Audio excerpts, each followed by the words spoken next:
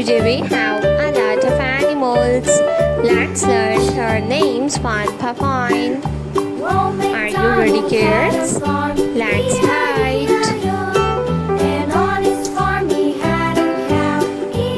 The first one is a zebra. This is a zebra.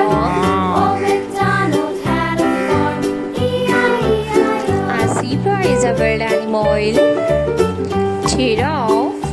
Giraffe is a wild animal. The next animal is elephant. Elephant is also a wild animal.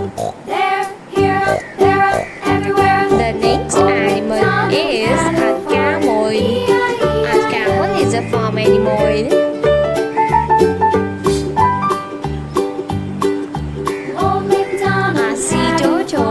This is a sea turtle.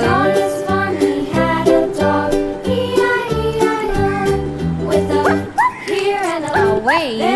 This is a whale fish. A whale. A dolphin. This is a dolphin.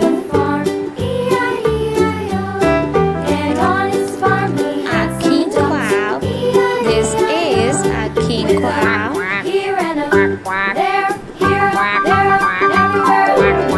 seahorse. This is a seahorse.